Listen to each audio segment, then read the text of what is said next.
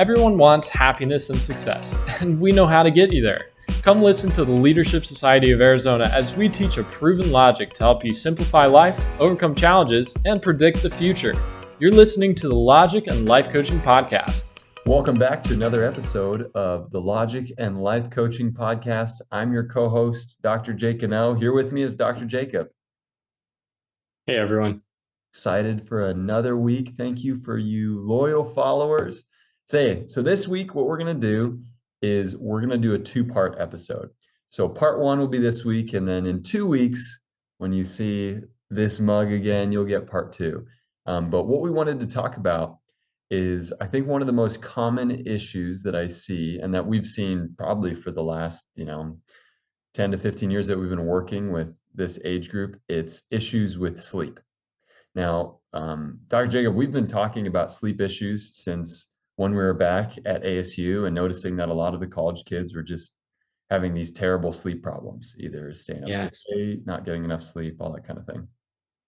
So for today's first part of our episode, I wanted to talk about your advice for parents. What kind of general advice do you give to parents when they start to see that their kids are not sleeping well? Okay, so first, if you have a teenager, I have not met a teenager that does not want to sleep more and does not want more sleep.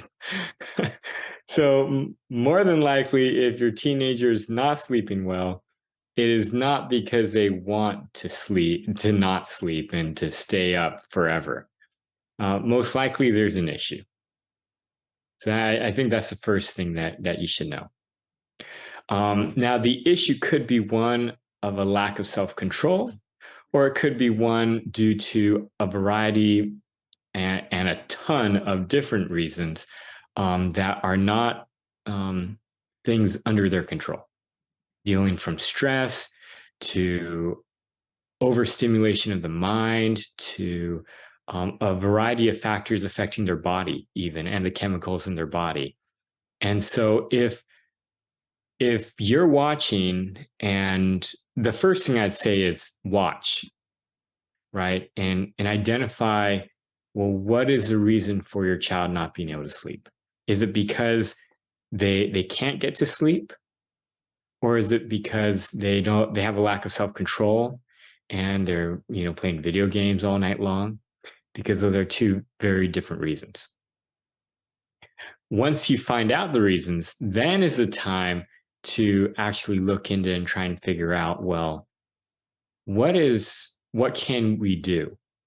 And so a lot of times when a child is not doing the appropriate behavior, you want to lean towards punishing the child or forcing the child to do the right thing.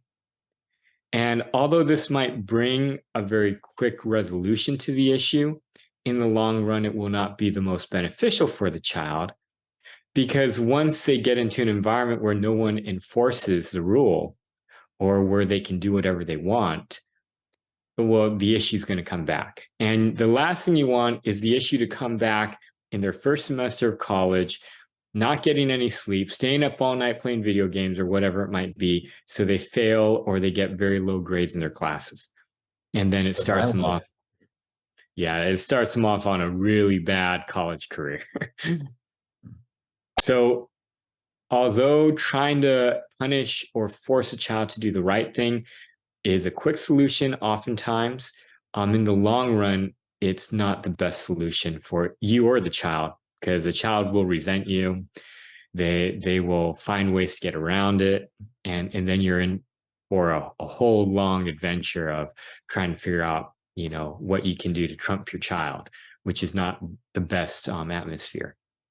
The best thing to do is figuring out, well, what can be done in conjunction with the child that can help the child develop the self-control or develop the understanding to allow them to get off their video games, whatever it might be, and get to sleep, or, to overcome whatever issue they have. And so that's probably the better avenue to take. So then what does a parent do if, let's just focus on one issue. Let's say it's I think that one of the most common issues is kids, it's something to do with technology. That they're playing video games, they're on TikTok, for a long time. So what does a parent do if the kid doesn't want to stop that? Well, kids never don't want to stop it. They're playing it for a reason, right? If a kid has this choice, especially a teenager, they want to get more sleep at night. So there has to be a greater reason than getting more sleep to get them to stay up. And so, like, for a lot of times, like video games, for example, why are they playing video games that late at night? Well, it could be because their friends are on, it's a social thing. Yeah. It could be for a variety of other reasons that isn't just playing video games. Because if they could just play video games whenever, they'd want to get their sleep and play video games another time, right? Yeah. It could be they're overloaded due to homework. So maybe you're forcing them to do their homework first. And so then they don't get any time to relax, play their video games. So they end up doing it all night. It could be just they haven't thought about it. I can't tell you how many students that they just play late and they haven't thought about, maybe I should not play so late. Yeah. And oftentimes too, it could be that they can't get to sleep. And so they say, well, I can't get to sleep anyway. I'm just going to play video games. Mm-hmm. Right. And so one of the things to figure that out is actually, having a good conversation with your child, making sure your child realizes you're not going to try and punish them, but you do want to talk to them to try and help them out. And as long as you leave it in their control, usually children are very amiable towards talking about it and trying to figure it out. Mm. So it's basically what you're saying is, instead of jumping to the punishment or the control, it's important to take some time to figure out more, like doing more research into why they're doing this. Well, what behavior is there? Why are they staying up late? What are they getting out of it? Kind of having more conversations with the child or just watching their behavior. Yes, and the solution might not be very quick.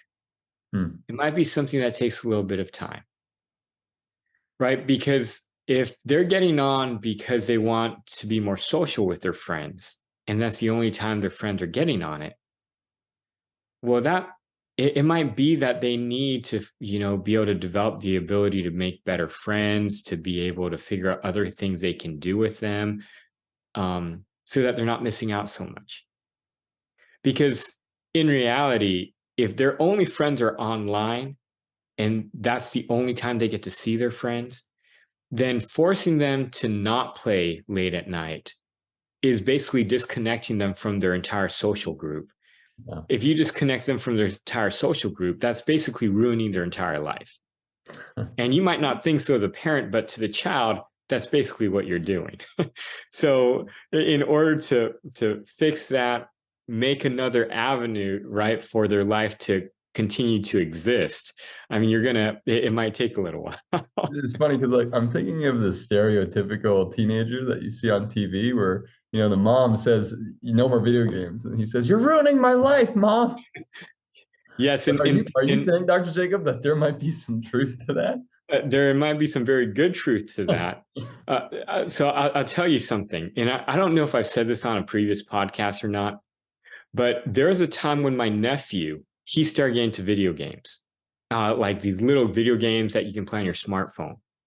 And I thought, hey, I might as well do this with him and at the same time run an experiment so I can understand what's the attraction to some of these games. Mm-hmm. And so it was this like Transformers type game where you battled other people and things. I got really into it. I spent some money on this thing because I wanted the full experience and I needed to get good, but I didn't want it to take forever. So I spent money on it. I got my character, my group of robots and everything.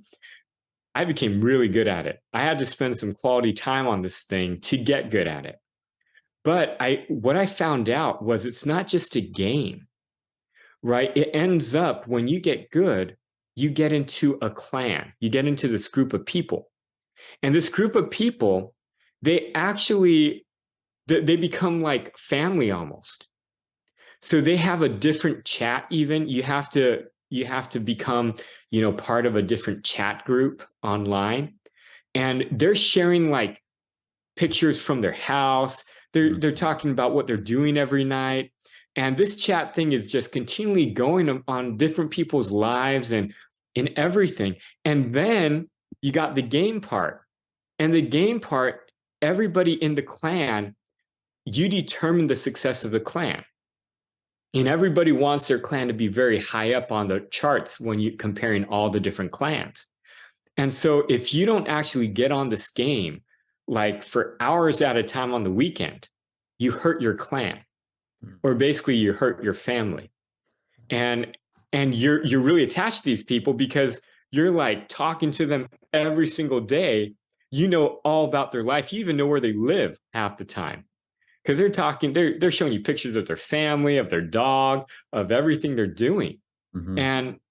And so when you become an integral part of that group, which I did, then you become a leader. And once you become the leader of the group, then you're responsible for getting other people to perform and to do well and to make sure they're taken care of.